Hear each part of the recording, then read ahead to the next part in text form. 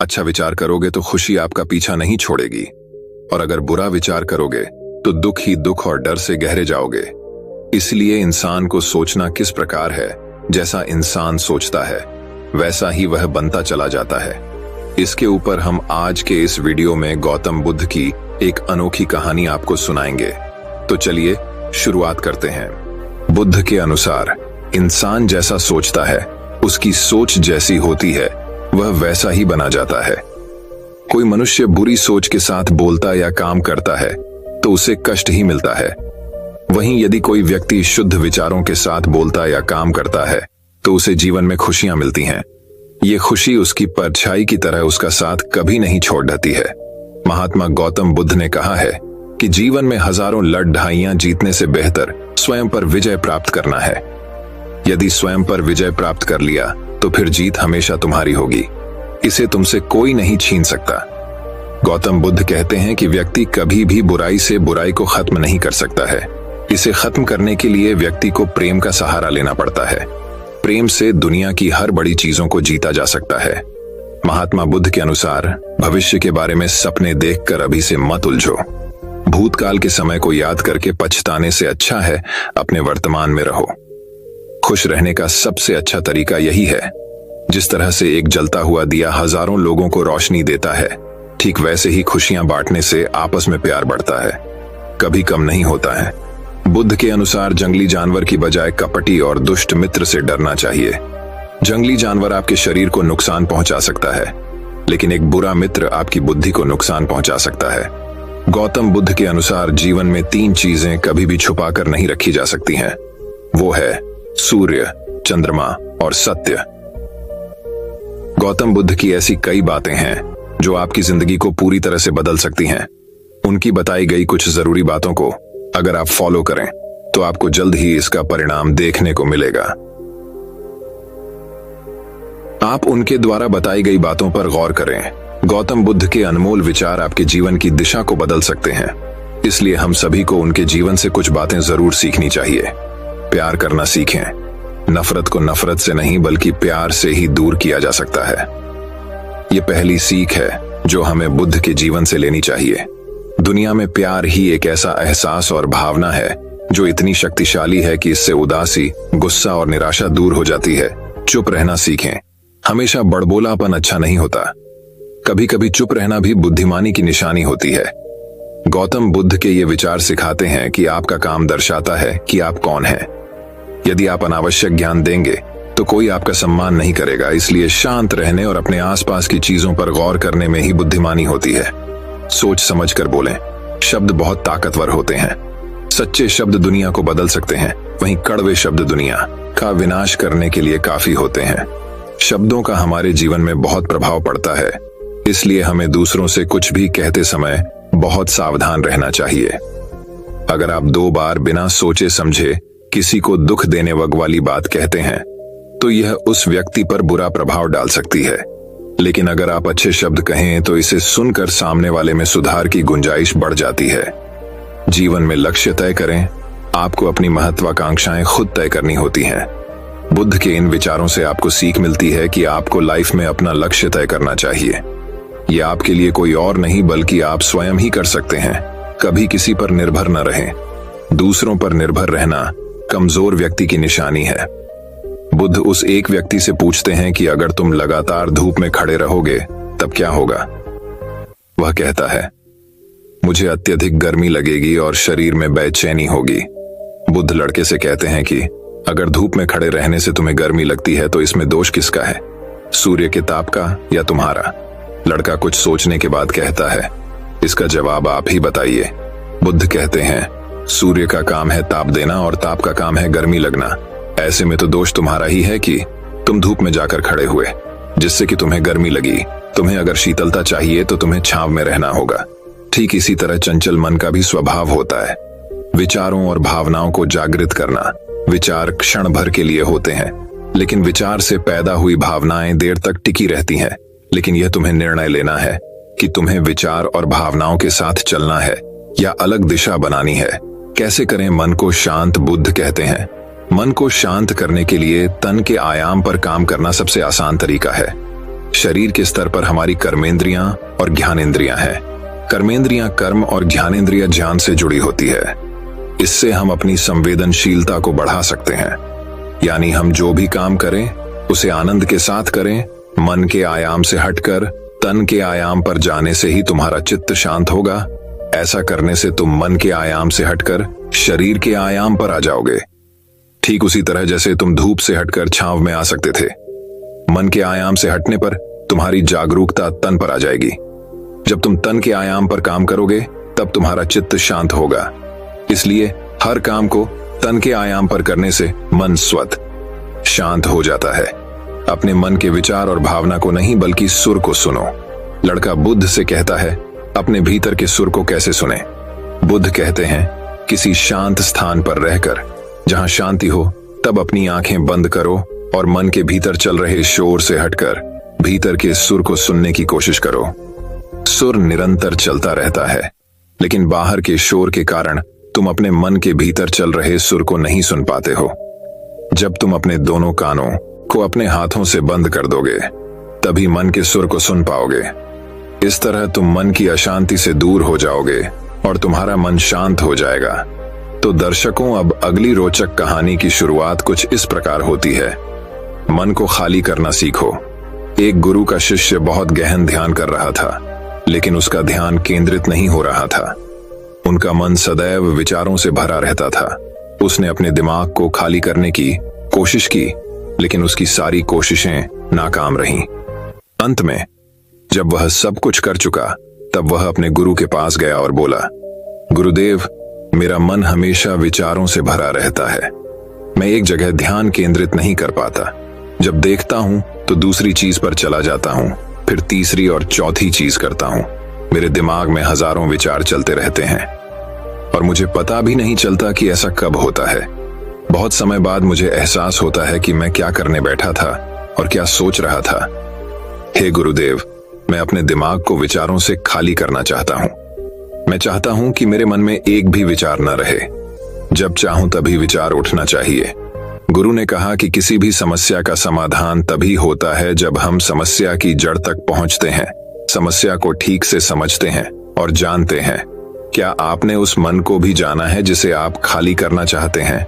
शिष्य ने कहा, गुरुदेव, मैंने मन को जानने की बहुत कोशिश की है, लेकिन जितना इसके बारे में जानता हूं, यह उतना ही रहस्यमय होता जाता है।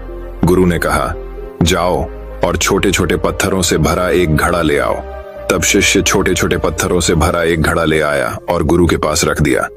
गुरु ने कहा, इस घड़े को अपना मन समझो और इस घड़े में पत्थर भरे हुए हैं। अब इस घड़े में और पत्थर डालो। शिष्य घड़े में पत्थर डालने लगा। घड़ा पहले से ही भरा हुआ था। 12वां पत्थर रखते ही बाकी सभी पत्थर नीचे गिरने लगे।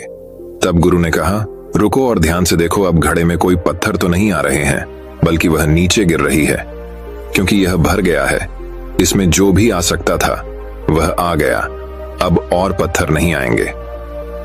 यदि आप दूसरा पत्थर लगाना चाहते हैं तो पहले पत्थरों को बाहर निकालना होगा। शिष्य ने तुरंत कहा, गुरुदेव, मैं समझ गया कि आप क्या कहना चाहते हैं, कि हमें अपने दिमाग को विचारों से खाली कर लेना चाहिए। गुरु मुस्कुराए और गुरु ने कहा, पहले पूरी बात समझो और फिर दिमाग को खाली करो। गुरु ने कहा कि हमारा मन इस घड़े के बिल्कुल विपरीत है। तुम घड़े को पत्थरों से तो भर सकते हो, लेकिन मन को विचारों से नहीं भर पाओगे। मन हमेशा खाली रहता है। शिष्य ने कहा, गुरुदेव, मुझे कुछ समझ नहीं आ रहा है। अगर दिमाग हमेशा खाली रहता है तो हम उसे खाली करने की कोशिश क्यों करते रहते हैं? इसकी क्या जरूरत है? गुरु ने कहा, इस घड़े से एक एक करके सारे पत्थर निकालो। शिष्य ने वैसा ही किया और घड़े से एक एक पत्थर निकालता रहा और अंत में घड़ा खाली हो गया। गुरु ने कहा, देखो, तुमने एक एक पत्थर निकाला, ये घड़ा खाली हो गया है। अब आप इस घड़े में कोई भी पत्थर डाल सकते हैं, दूसरा पत्थर डाल सकते हैं, या फिर वही पत्थर दोबारा डाल सकते हैं। आप इसे आधा भर सकते हैं या फिर पूरा भर सकते हैं। शिष्य ने कहा, गुरुदेव, मैं भी ऐसा ही हूं। मैं बता रहा हूं कि मन को खाली करना है। ये तो पत्थर हैं, इन्हें आसानी से निकाला जा सकता है और घड़ा खाली किया जा सकता है, लेकिन मैं अपने मन को कैसे खाली करूं? गुरु ने कहा, इस खाली घड़े में एक पत्थर डालो और 2 पत्थर निकाल लो। शिष्य ने यह कहा, ऐसा कैसे हो सकता है कि जब इस घड़े में एक पत्थर होगा तो एक ही पत्थर निकलेगा, फिर दो पत्थर कैसे निकल सकते हैं? गुरु ने कहा, चलो ऐसा करो, इस घड़े में दो पत्थर डालो और चार पत्थर निकाल लो। शिष्य ने कहा, गुरुदेव, ये कैसे संभव हो सकता है? ये कोई चमत्कारी बर्तन नहीं है कि एक डालो तो दो निकालो, दो डालो तो चार। गुरु ने कहा, यह घड़ा चमत्कारी नहीं है, लेकिन तुम्हारा घड़ा यानी तुम्हारा मन चमत्कारी है। यदि आप इसमें एक विचार निकालेंगे तो इसके पीछे दो विचार होंगे। जब आप उन दो विचारों को पकड़ते हैं तो उनके पीछे चार विचार उभर आते हैं, और वह खाली नहीं रहता। यह मन का भ्रम है कि सब कुछ है लेकिन कुछ भी नहीं है। शिष्य ने कहा, गुरुदेव, आप जो कह रहे हैं वह मैं समझ गया, लेकिन क्या मैं हमेशा अपने विचारों के जाल में फंसा रहूंगा? क्या मन के भ्रम से बाहर निकलने का कोई रास्ता है? बिल्कुल नहीं। और जब आप उन चार विचारों को पकड़ते हैं तो उनके पीछे 16 विचार उभरते हैं, और ऐसा करने से विचारों की एक लंबी श्रृंखला बन जाती है और आप कहीं नहीं रुकते, एक के बाद दूसरे विचार को पकड़ते चले जाते हैं। ये मिट्टी का घड़ा पत्थरों के घड़े के समान है, भरा रहेगा, लेकिन आपका मन कभी नहीं भरता, वह हमेशा खाली ही रहता है। हमारा दिमाग भी एक विचार के बाद हमारे लिए हजारों विकल्प खोल देता है, और हम एक मुख्य विचार को छोड़कर उन हजारों विकल्पों में फंस जाते हैं। शिष्य ने कहा, मैं आपकी बात अच्छी तरह समझ गया हूं, लेकिन अब मुझे क्या करना चाहिए, मेरा मार्गदर्शन करें। गुरु ने कहा, मन के जाल में मत उलझो, मन को खाली करने की कोशिश मत करो, अपना ध्यान इकट्ठा करो, एकाग्रता लाओ। जो भी कर रहे हो उसे अंतिम मानकर करो। ऐसे करो कि बाद में इसमें आपको कुछ भी करने की जरूरत नहीं है। और जब आप किसी दूसरे विचार पर काम करते हैं तो बस उसी पर काम करें, कोई दूसरा विचार नहीं। मन के भ्रम से बाहर निकलना इतना आसान नहीं है, लेकिन अभ्यास सब कुछ कर सकता है। शिष्य ने कहा, गुरुदेव, मैं भी ऐसा ही करूंगा। ये समझाने के लिए आपका बहुत बहुत धन्यवाद। हम सभी अपने दिमाग को खाली करने की कोशिश करते हैं, मन में उठते बैठते विचारों से परेशान रहते हैं। हम चाहते हैं कि ये विचार कहीं चले जाएं और हम शांत हो जाते हैं, लेकिन जितना हम इन विचारों से दूर भागते हैं, हम विचारों का उपयोग करते हैं कि वे हमें शांत करते हैं, और वे आपके उन्हीं विचारों से जुड़े होते हैं जिन्हें आप छोड़ना चाहते हैं। इसलिए ये विचार इतनी शक्तिशाली हैं। जब आप सोचना ही नहीं चाहते तो आप शांत रह सकते हैं।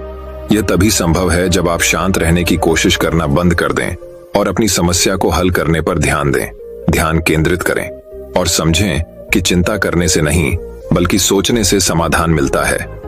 गुरु ने कहा, इस मिट्टी के बर्तन को पत्थरों से आधा भर दो। शिष्य ने वैसा ही किया। फिर गुरु ने कहा, अब इन पत्थरों में से एक पत्थर चुन लो और उस पत्थर की एक छोटी सी मूर्ति बनाकर मुझे दे दो। मैं जानता हूं कि तुम एक अच्छे कलाकार हो। जब शिष्य ने 11वां पत्थर निकाला और उस पत्थर को तराशना शुरू किया तो उसे एहसास हुआ कि यह पत्थर अच्छा नहीं है। तो उसने घड़े से दूसरा पत्थर निकाला, उसे वह पत्थर भी पसंद नहीं आया। फिर उसने तीसरा पत्थर निकाला, उसका रंग उसे पसंद नहीं आया। फिर उसने चौथा पत्थर निकाला, लेकिन उसे इस पत्थर में एक दोष निकला। इस प्रकार उसने लगभग सभी पत्थर बाहर फेंक दिए। उसे ऐसा करते देख गुरु ने कहा, वह पत्थर जो तुमने पहली बार निकाला था, यह समझकर उसी पत्थर की खोज करो कि तुम्हारे पास कोई दूसरा पत्थर नहीं है। तब शिष्य ने उस पत्थर को ही खोजना शुरू कर दिया और उस पत्थर से उसने अपने गुरु की एक बहुत ही सुंदर मूर्ति बनाई और अपने गुरु को भेंट की और कहा, बहुत सुंदर, इस पत्थर से मूर्ति बनाई जा सकती है। मैं इसका विचार भी नहीं कर सकता था। गुरु ने कहा कि जब कोई दूसरा विकल्प नहीं है तो हम अपनी सारी ऊर्जा उसमें लगा देते हैं और उसे सर्वश्रेष्ठ बनाते हैं। जब कोई दूसरा विकल्प है तो हम सिर्फ पत्थर चुनते रहते हैं। तो दर्शकों, अब अगली रोचक कहानी की शुरुआत कुछ इस प्रकार होती है।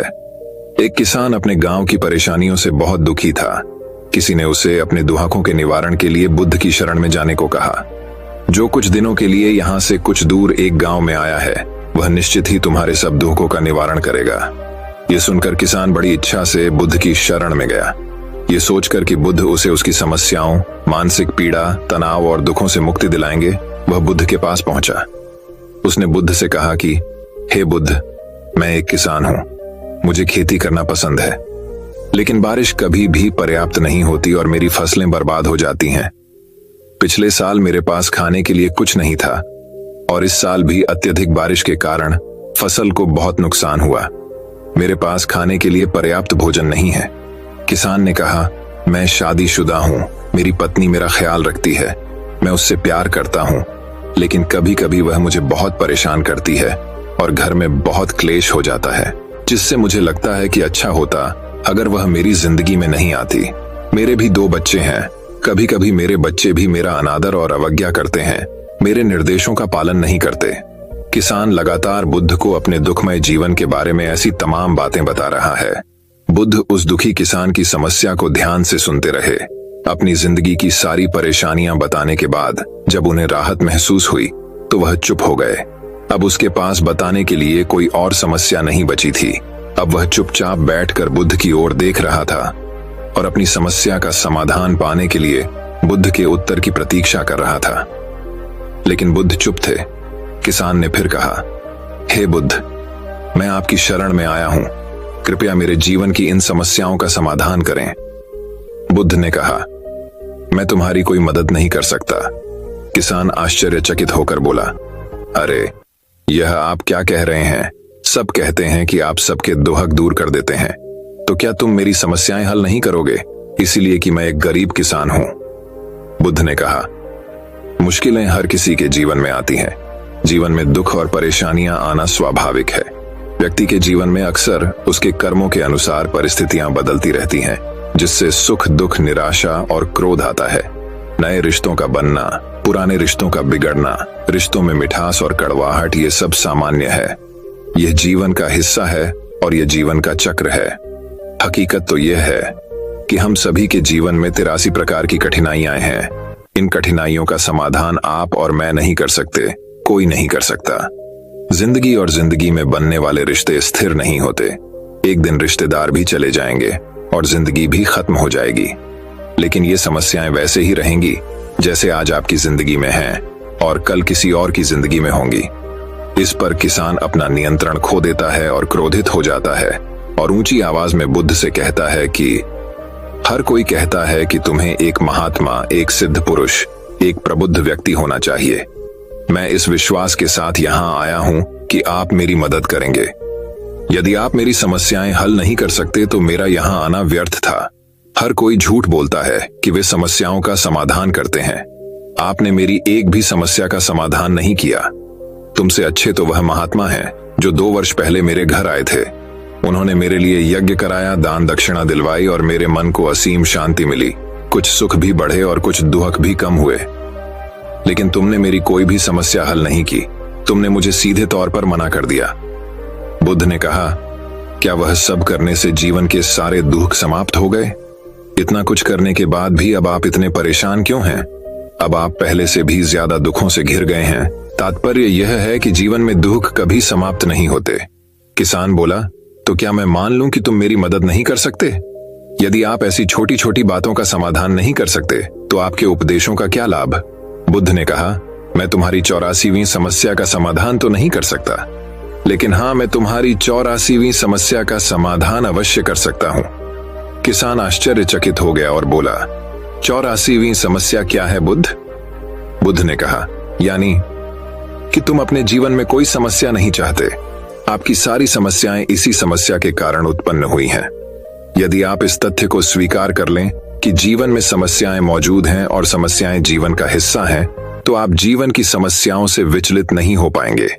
आप जीवन में आने वाली समस्याओं से विचलित हो जाते हैं क्योंकि आपको लगता है कि आप दुनिया के सबसे दुखी व्यक्ति हैं, जबकि सच्चाई यह है कि हर किसी को अपना दुख सबसे ज्यादा महसूस होता है।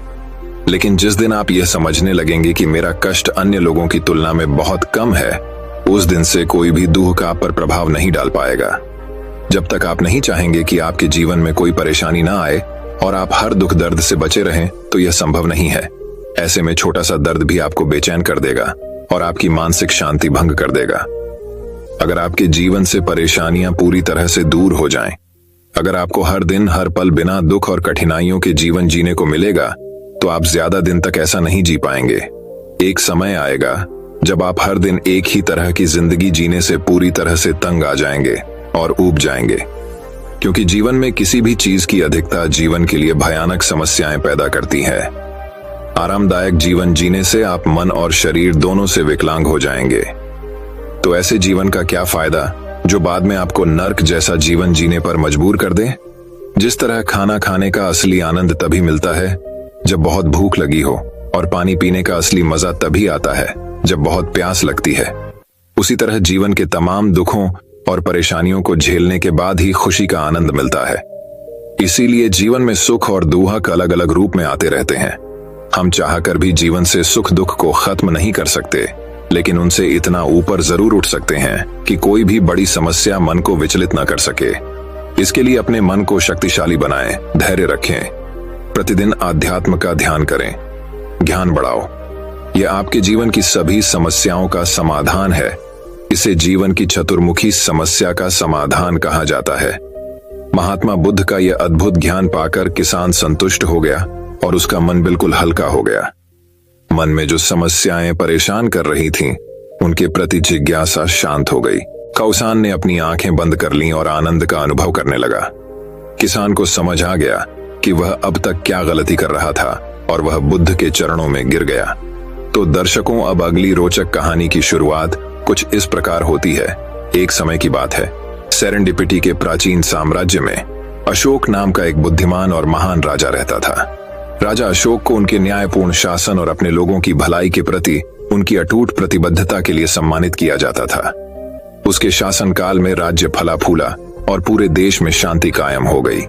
एक दिन राजा अशोक को एक भटकते हुए आरशी से एक रहस्यमय उपहार मिला। यह एक सुनहरा ताबीज था जिस पर प्राचीन प्रतीक और एक रहस्यमय संदेश अंकित था।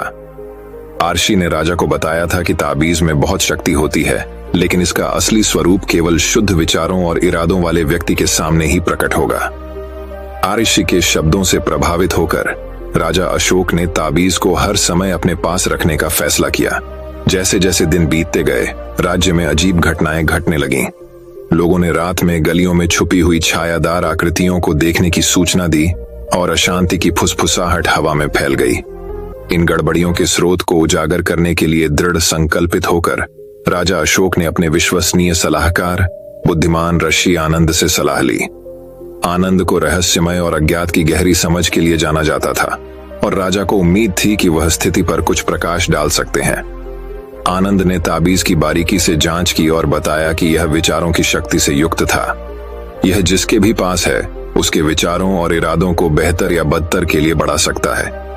ऐसा कहा गया था कि केवल सबसे शुद्ध हृदय ही अपनी शक्ति का उपयोग भलाई के लिए कर सकता है, जबकि दुर्भावनापूर्ण इरादे वाले लोग अपने ही अंधेरे में भस्म हो जाएंगे। इस रहस्योद्घाटन से परेशान होकर राजा अशोक को एहसास हुआ कि राज्य की परेशानियों का स्रोत ताबीज के भीतर ही था। वह जानता था कि उसे अपनी प्रिय भूमि पर और अधिक अराजकता फैलने से रोकने के लिए तेजी से कार्य करना होगा। आनंद के मार्गदर्शन से राजा अशोक प्राचीन बुद्ध, एक श्रद्धेय ऋषि जो राज्य से परे पहाड़ों में रहते थे, की सलाह लेने के लिए यात्रा पर निकले।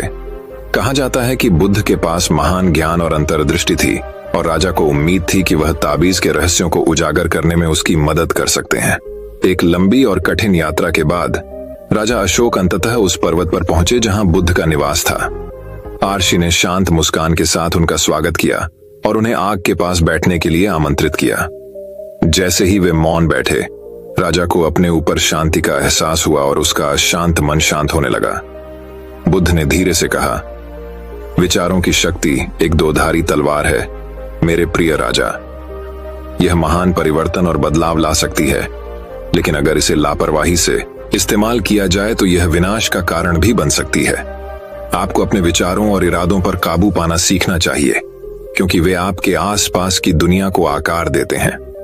बुद्ध के शब्दों से गहराई से प्रभावित होकर राजा अशोक को ताबीज के सही अर्थ और इसके साथ आने वाली जिम्मेदारी का एहसास हुआ। वह समझ गया था कि यदि वह इसकी शक्ति का अधिक से अधिक अच्छे के लिए उपयोग करना चाहता है तो उसे हृदय की पवित्रता और मन की स्पष्टता विकसित करने का प्रयास करना चाहिए। राज्य में लौटकर राजा अशोक ने अपने लोगों से आत्मखोज और आंतरिक परिवर्तन की यात्रा में शामिल होने का आह्वान किया। साथ में वे बुद्ध और आरशी आनंद के ज्ञान द्वारा निर्देशित होकर अपने विचारों और इरादों की शक्ति को अनलॉक करने की खोज में निकल पड़े। जैसे जैसे दिन हफ्तों में और सप्ताह महीनों में बदलते गए, सेरेंडिपिटी के साम्राज्य में गहरा परिवर्तन आया।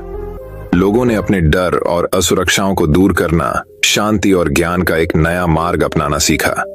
वे छायादार आकृतियां जो कभी गलियों में भय पैदा करती थीं, गायब हो गईं। उनकी जगह लालटेन की गर्म चमक और सड़कों पर खेल रहे बच्चों की हंसी ने ले ली। अशांति की फुसफुसाहटें शांत हो गईं। उनकी जगह आशा और एकता के गीतों ने ले ली। अंत में राजा अशोक को एहसास हुआ कि सच्ची शक्ति बाहरी संपत्ति या भौतिक धन में नहीं, बल्कि किसी के विचारों और इरादों की पवित्रता में निहित है। उन्होंने समझा कि प्रेम, करुणा और आत्म जागरूकता पैदा करके वह स्थायी परिवर्तन ला सकते हैं और एक ऐसा राज्य बना सकते हैं जहां सभी प्राणी सद्भाव से पनप सकें।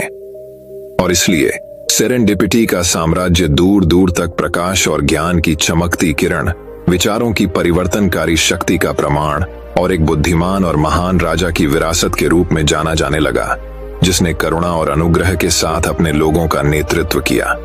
कहानी का सार यह है कि विचारों की शक्ति एक शक्तिशाली शक्ति है जो हमारी वास्तविकता को गहन तरीकों से आकार दे सकती है। हृदय की पवित्रता और मन की स्पष्टता को विकसित करके हम इस शक्ति का उपयोग अच्छे कार्यों के लिए कर सकते हैं और अपने जीवन और अपने आसपास की दुनिया में सकारात्मक बदलाव ला सकते हैं। तो दर्शकों, अब अगली रोचक कहानी की शुरुआत कुछ इस प्रकार होती है। सुनहरे रेशमी वस्त्र का रहस्य। एक समय की बात है, सूर्यपुर राज्य में आनंद नाम का एक बुद्धिमान और परोपकारी राजा रहता था। उनका शासनकाल समृद्धि, शांति और न्याय के लिए जाना जाता था, लेकिन उसके शांत साम्राज्य की सतह के नीचे एक ऐसा रहस्य छिपा था जो सूर्यपुर की नींव हिला देगा। यह सब तब शुरू हुआ जब एक चांदनी रात में शाही महल के दरवाजे पर जटिल प्रतीकों और चमकदार धागों से सजी एक रहस्यमय सुनहरी रेशमी पोशाक दिखाई दी। कहा जाता था कि यह वस्त्र स्वर्ग से एक उपहार था जो इसे धारण करने वाले को सौभाग्य और भाग्य का प्रतीक देता। जैसे ही चमत्कारी वस्त्र की खबर पूरे राज्य में फैली, लालच और ईर्ष्या की फुसफुसाहट हवा में भर गई। राजा की पत्नी रानी माया उस वस्त्र की इच्छा से अभिभूत थी, यह विश्वास करते हुए कि यह उसे शाश्वत सौंदर्य और यौवन प्रदान करेगा। एक दिन जब रानी माया खुद को दर्पण में निहार रही थी, एक नौकर जल्दी से कक्ष में दाखिल हुआ। उसकी आंखें डर से चौड़ी हो गईं। महाराज, सुनहरा रेशमी वस्त्र चोरी हो गया है, उसने कहा। उसकी आवाज घबराहट से कांप रही थी। रानी का दिल चिंता से धड़कने लगा और वह राजा आनंद को चोरी की सूचना देने के लिए दौड़ी। साथ में वे रहस्य को सुलझाने और अनमोल वस्त्र को पुनः प्राप्त करने के लिए निकल पड़े। राजा ने अपने सबसे भरोसेमंद सलाहकार, एक बुद्धिमान और रहस्यमय आर्षी, जिन्हें मास्टर सिद्धार्थ के नाम से जाना जाता था, को बुलाया। अपनी तीव्र बुद्धि और गहरी बुद्धि के साथ मास्टर सिद्धार्थ ने चोरी हुए वस्त्र के रहस्य को सुलझाने और राज्य में शांति बहाल करने की कसम खाई। जैसे जैसे वे जांच में गहराई से उतरे, उन्हें धोखे और विश्वासघात का एक जाल पता चला, जिससे राज्य के टुकड़े टुकड़े होने का खतरा था। संदेह महल के रक्षकों, दरबारियों और यहां तक कि स्वयं रानी पर भी गया। लेकिन जैसे ही मास्टर सिद्धार्थ ने सच्चाई की खोज की, उन्हें एहसास हुआ कि सुनहरे रेशमी वस्त्र का रहस्य सिर्फ चोरी हुए खजाने के बारे में नहीं था, बल्कि मनुष्यों के दिलों के भीतर छिपे अंधेरे के बारे में था। जैसे जैसे दिन बीतते गए, सूर्यपुर में तनाव बढ़ता गया और राजा की प्रजा इस डर में रहने लगी कि जांच से क्या खुलासे होंगे। लेकिन मास्टर सिद्धार्थ निडर रहे। उनकी अटूट निगाहें न्याय की खोज पर टिकी रहीं। एक दुर्भाग्यपूर्ण रात, जब राज्य सितारों की निगरानी में सो रहा था, मास्टर सिद्धार्थ को एक ऐसा सुराग मिला जो उन्हें रहस्य की तह तक ले गया। महल के बगीचों की छाया में उसे चुराया हुआ वस्त्र एक कांटेदार पेड़ के नीचे छिपा हुआ मिला, जिसके सुनहरे धागे चांद की रोशनी में चमक रहे थे। भारी मन से मास्टर सिद्धार्थ को एहसास हुआ कि चोरी के पीछे असली अपराधी कोई और नहीं, बल्कि रानी माया ही थी। ईर्ष्या और इच्छा से ग्रस्त होकर वह सुनहरे रेशमी वस्त्र के लालच में फंस गई थी और इसके कथित जादू का स्वाद चखने के लिए अपने ही पति को धोखा देने को तैयार थी। अगली सुबह राजा ने अपने दरबार के सभी लोगों को भव्य हॉल में बुलाया, जहां मास्टर सिद्धार्थ ने चोरी हुए वस्त्र के पीछे की सच्चाई का खुलासा किया। रानी माया चुप और पीली खड़ी थी। जैसे ही कक्ष में आरोपों की गूंज सुनाई दी, उसकी आंखें शर्म से झुक गईं। दुख और क्षमा से भरी आवाज में राजा आनंद ने अपनी रानी को संबोधित किया। मेरी प्रिय माया, मुझे पता है कि तुम्हारा दिल इच्छा से घिरा हुआ था, लेकिन प्यार और ईमानदारी हमारे राज्य के सच्चे खजाने हैं। ये हम सभी के लिए एक सबक है कि लालच और ईर्ष्या हमें अंधेरे रास्ते पर ले जा सकती है। और इस तरह सुनहरे रेशमी वस्त्र का रहस्य आखिरकार सुलझ गया, लेकिन इसके सबक सूर्यपुर के लोगों के दिलों में बने रहे। मास्टर सिद्धार्थ के ज्ञान और प्रेम और सच्चाई के स्थायी बंधन द्वारा निर्देशित राजा आनंद के शासनकाल में राज्य समृद्ध होता रहा।